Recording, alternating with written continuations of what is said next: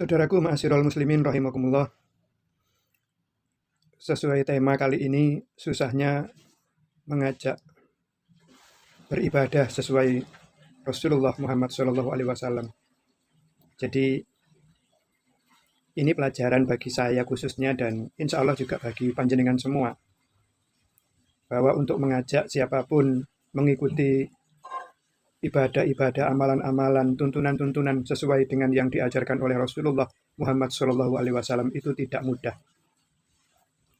Bisa jadi perlu berkali-kali kita sampaikan hal yang sama, kata-kata yang sama, nasihat-nasihat yang sama, untuk meyakinkan bahwa yang paling baik, yang paling benar itu adalah beribadah sesuai dengan apa yang dituntunkan oleh Rasulullah Muhammad SAW saja. Guru kita itu adalah Rasulullah Muhammad SAW saja. Walaupun ini juga masih bisa disanggah. Bagaimana kamu bisa mengatakan berguru kepada Rasulullah? Jadi kamu tahunya dari mana kalau nggak dari guru-guru kita? Ini selalu bahasa-bahasa yang sering saya dapatkan dari teman-teman, dari saudara-saudaraku tercinta, ya. Jadi apapun, sepedas apapun apa komentar panjenengan, insya Allah saya akan terima dengan lapang dada dan sebagai pelajaran, ya. Nasihat juga bagi saya. Bahasa kasar, bahasa agak menyakitkan, itu pelajaran bagi saya, ya. Jadi itu nasihat juga bagi saya, karena Islam itu adalah nasihat. Jadi kita saling menasihati. Nah, mengenai bahwa kita tidak mungkin langsung berguru kepada Rasulullah, sangat benar. Saya sangat setuju bahwa berguru kita hanyalah bisa kita lakukan dengan orang-orang terdekat kita, guru-guru kita, baik di guru-guru formal maupun tidak formal. Sebetulnya kalau panjenengan mengikuti banyak kajian di masjid-masjid, di musola-musola, atau di majelis-majelis taklim, ya, dimanapun itu tempatnya, sepanjang itu membahas masalah agama, disitulah sebenarnya mereka itu sebagai guru-guru kita. Maka jangan dibatasi guru-guru kita itu hanya di tempat-tempat yang formal. Panjenengan mengikuti kajian-kajian di masjid misalnya pada saat panjenengan safar dari kota panjenengan ke kota lain, lalu di situ ada tausiah yang isinya menceritakan bagaimana ibadah Rasulullah, bagaimana petunjuk Rasulullah. Sebetulnya di situ kita sedang berguru kepada mubalik yang ada di masjid tersebut. Walaupun itu tidak di masjid tempat kita mengadakan kajian rutin misalnya. Tapi sepanjang isinya itu adalah tuntunan dari Rasulullah Muhammad SAW, maka pasti di situ ada kebaikan, di situ ada amalan, di situ ada ibadah yang kita bisa lakukan sesuai apa yang dilakukan oleh Rasulullah Muhammad SAW. Maka sekali lagi, saudaraku ma'asyiral muslimin rahimakumullah, jangan dibatasi bahwa berguru itu hanya dengan tempat-tempat formal seperti pondok pesantren misalnya, atau sekolah-sekolah madrasah gitu ya, atau sekolah tinggi ilmu agama. Tidak harus seperti itu. Dimanapun ada kajian-kajian yang semuanya dari riwayat-riwayat yang dikisahkan bahwa Rasulullah melakukan ini, melakukan itu gitu ya. Jadi itu bisa kita terima. Saya ingin sedikit memberi koreksi barangkali ya, atau masukan gitu ya, tentang misalnya ini satu amalan sholawat ya. Rasulullah itu kan pernah ditanya, ya Rasulullah, kalau mengucapkan salam kepada panjenengan saya sudah tahu gitu ya. Tapi untuk memberikan sholawat, bagaimana saya harus bersolawat kepada panjenengan? Nah, itu ada sholawat yang sangat sederhana ya, hanya ya beberapa riwayat itu mungkin beda-beda sedikit lafalnya ya, lafaz-lafaznya lah. Tapi secara umum mirip-mirip ya. Jadi seperti yang kita ucapkan pada saat kita bacakan pada saat tahiyat itu ya. Jadi bagaimana kita bersolawat? Yang terkenal namanya solawat Ibrahimiyah itu ya. Jadi kita bisa pakai itu dalam bersolawat di manapun, pada saat kita di tahiyat, pada saat sholat itu, atau solawat-solawat yang kita ucapkan, kita zikirkan dimanapun. Saat senggang seperti ini, panjenengan setelah melihat atau saat melihat tayangan ini sambil bersolawat yang sudah diajarkan oleh Rasulullah itu baik. Itu insya Allah juga pahala akan banyak. Ya, bahwa juga salah satu pahala dari solawat yang kita lantunkan sesuai dengan solawat-solawat yang dari Rasulullah itu adalah Kalau kita bersolawat 1 kali, Allah itu memberi solawat 10 kali. Artinya balasannya sangat besar. Bahkan di riwayat lain disampaikan bahwa kalau kita berdoa, doa kita belum dikabulkan, pakailah solawat ya. Karena solawat itu bisa jadi doa-doa kita ini masih menggantung di langit. Ya, itu diriwayatkan. Lalu kalau kita baca solawat, insya Allah salah satu yang bisa mengangkat doa kita ke langit, doa kita ke Allah itu adalah solawat salah satunya. Ya, jadi tentunya selain keikhlasan, keimanan kita, ya, itu juga menunjang doa-doa kita. Ya, tapi solawat itu salah satu faedahnya, pahalanya seperti yang saya sampaikan tadi. Ya. Namun coba Anda panjenengan semua yang biasa melakukan atau yang tidak melakukan, itu ada solawat yang namanya solawat apa? Tibul kulub ya. Solawat tibul kulub ya, tibil kulub ya. Jadi itu solawat untuk kesembuhan gitu ya. Tapi di situ coba Anda Anda cari siapa sebenarnya yang membuat solawat itu.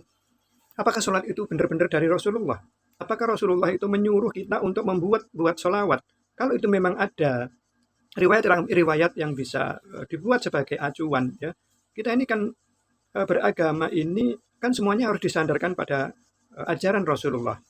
Jadi sekali lagi, coba solawat tibul kilib itu, tibil kulub ya, itu karena saya tidak melantunkan itu sehingga ya nggak terlalu hafal ya. Tapi tibil kulub ya. Jadi itu untuk kesembuhan. Di situ yang membuat itu adalah si fulan gitu atau syekh ini gitu ya. Dan apakah itu dari Rasulullah? Coba panjenengan lihat itu ya. Panjenengan pelajari itu atau panjenengan coba tanyakan ke guru-guru panjenengan. Siapa sebenarnya yang membuat sholawat itu ya. Yang diberikan seseorang untuk membaca sekian kali, lalu faedahnya ini, fadilahnya ini, pahalanya ini, ya, dengan membacakan sekian kali. Itu kan sebenarnya kita tahu bahwa yang memberikan pahala, ya, keterangan tentang apa amalan ini mendapatkan ini, amalan itu mendapatkan ini, amalan ini mendapatkan pahala sekian, mendapatkan kebaikan ini, faedahnya ini, fadilahnya ini, itu tidak bisa kita lakukan sendiri. Atau guru-guru kita membuat sendiri. Semuanya harus didasarkan pada tuntunan dari Rasulullah Muhammad SAW. Ya, bagaimana ada suatu ibadah yang dikarang oleh seseorang, lalu dibuat pahalanya, ya, lalu dibuat harus membaca sekian kali, dibuat faedah-faedahnya, dibuat fadilah-fadilahnya, keutamaan-keutamaannya apa, keutamaannya ini, keutamaannya itu, ya. Padahal itu yang buat bukan Rasulullah Muhammad SAW. Coba panjenengan tanyakan, cari tahu, apakah sholawat itu bisa kita lakukan atau tidak kita bisa lakukan, atau siapa yang membuat itu. Ya, sepanjang pengetahuan saya itu tidak dari Rasulullah Muhammad SAW. Saya hanya membaca sekilas-sekilas saja ya keterangan-keterangan itu. Karena saya juga begitu tidak dari Rasulullah, saya tidak begitu tertarik ya untuk menghafal siapa, untuk membaca lebih detail. Begitu saya tahu itu tidak dari Rasulullah, maka tidak akan saya cari ilmunya, itu akan mubadir. Jadi kalau itu tidak dari Rasulullah, langsung saya lepas biasanya. Saya tidak akan mendalami itu gitu ya. Karena kalau itu dari Rasulullah barulah ya. Kita misalnya sholawat Ibrahimiyah itu dari Rasulullah, barulah kita cari itu. Ya, riwayat-riwayatnya seperti apa. Ya, lalu fadilah-fadilahnya itu bisa kita cari. Serius kita mencarinya. Tapi kalau itu tidak dari Rasulullah, percuma. Mubadir hari-hari kita untuk mencari itu. Ya. Jadi lebih baik kita cari untuk mencari amalan-amalan ibadah-ibadah tuntunan dari Rasulullah Muhammad SAW saja. Sehingga kalau kita mengambil dari Rasulullah itu pertama fadilahnya pasti, keutamaannya pasti, pahalanya pasti.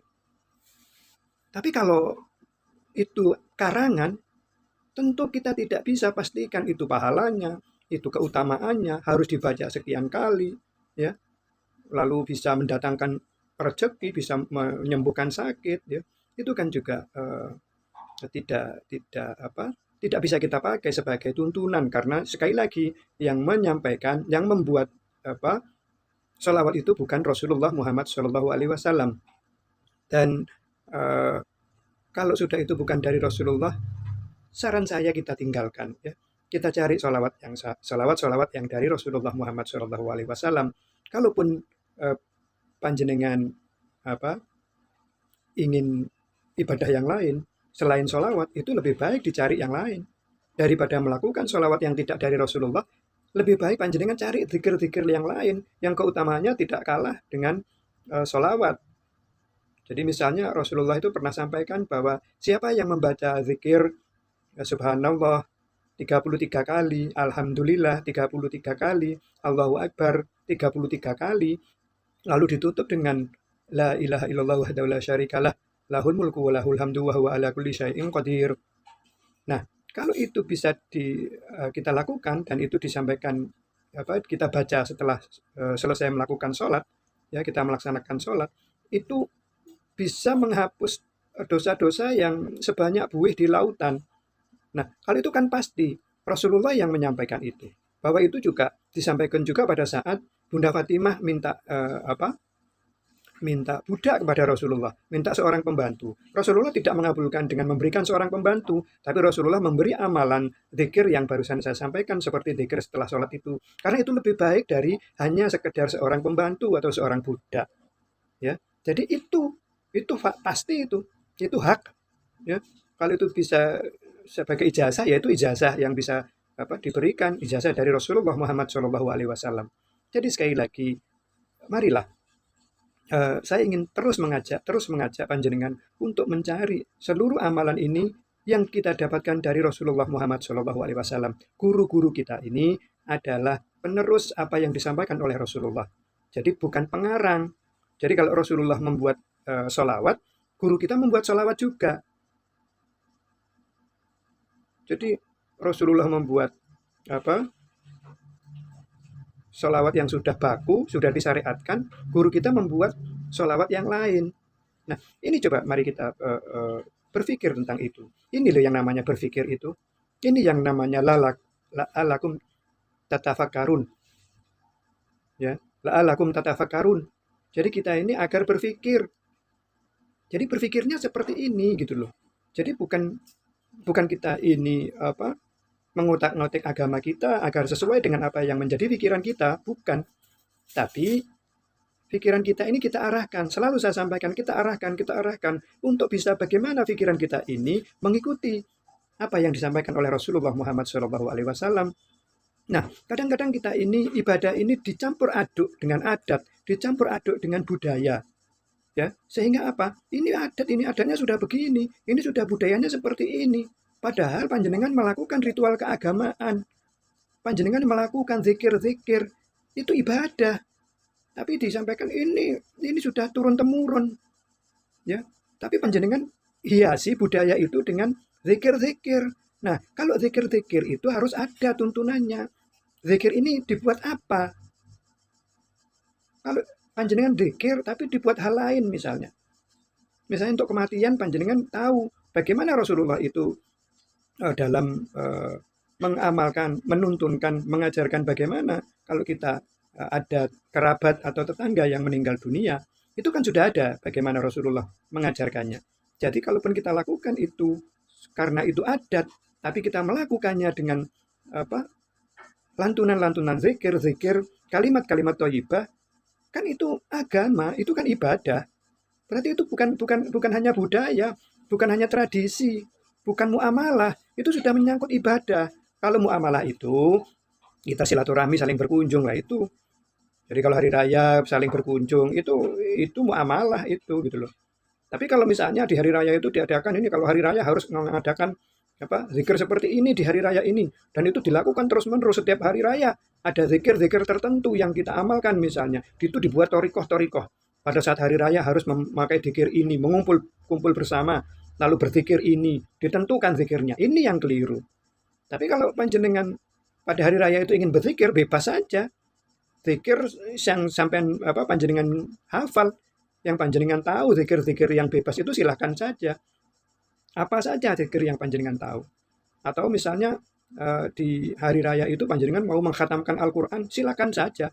Yang tidak boleh itu kan panjenengan mengharuskan membuat thoriqoh misalnya, pada saat hari raya itu harus mengkhatamkan Al-Baqarah 3 kali misalnya. Nah itu kan tidak ada tuntunannya, walaupun baca Al-Baqarah 3 kali boleh.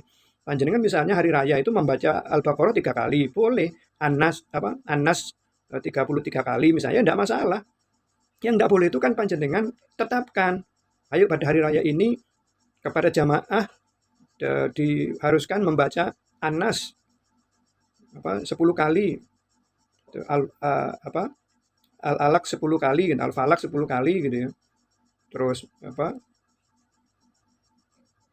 satu lagi itu Al-Ikhlas 10 kali misalnya. Jadi amalan seperti ini kalau tidak ada contohnya dari Rasulullah, tuntunan dari Rasulullah, tidak usah kita lakukan. Tapi kalau mau secara pribadi masing-masing seseorang yang membaca semampunya, itu tidak ada masalah. Ya. Bacalah dari Al-Quran yang mudah, silahkan saja. Tapi kalau menentukan ini loh yang keliru. Maka sekali lagi, mari saya ajak ya, saudara-saudaraku semua yang tercinta, ma'asyiral muslimin rahimakumullah.